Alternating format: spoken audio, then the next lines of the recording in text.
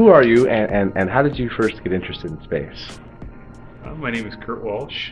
I work at the Laboratory for Physical Sciences at the University of Maryland. I first got an interest in space when I was very, very young, obviously. I think the most poignant thing that I was able to watch was a Challenger launch when I was in 5th grade.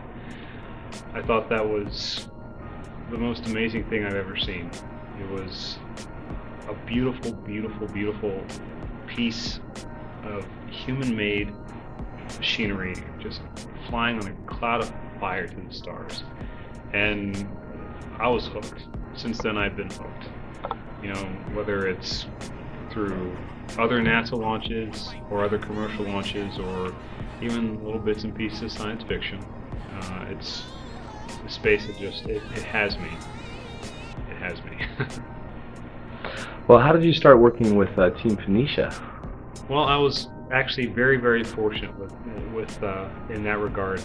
I met Mr. Baird, William Baird, the leader of Team Phoenicia, back in, I believe, 2005 for the Northrop Grumman Lunar Lander Challenge.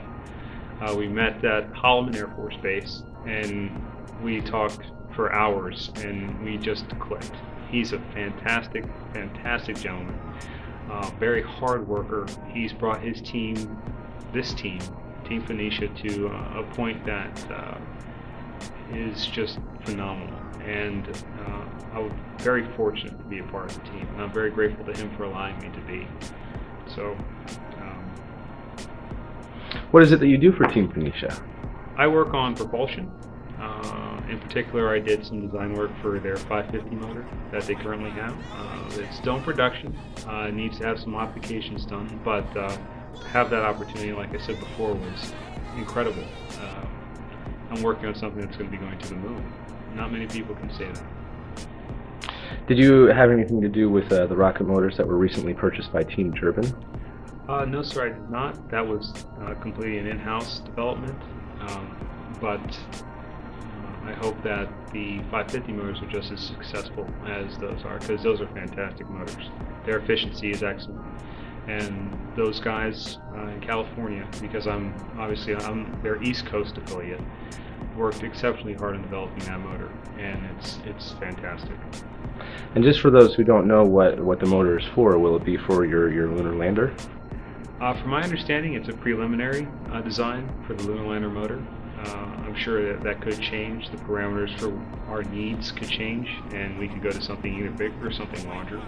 But it's a stepping stone to get us more experience with larger motors with greater durations, and just get an understanding and basically a comfort level of operating high-powered motors of that nature.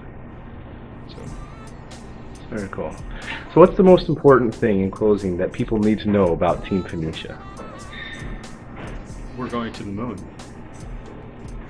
One way or another. Without question. And that's just the first stop.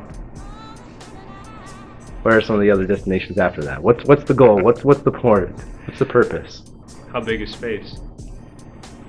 You know, that's where the question is. The moon is a fantastic goal, and we will achieve that goal, without question. But beyond the moon, that's when the adventure begins. Well, thank you very, very much for joining me today. Well, thank you for allowing me to talk with you today. It's been a pleasure.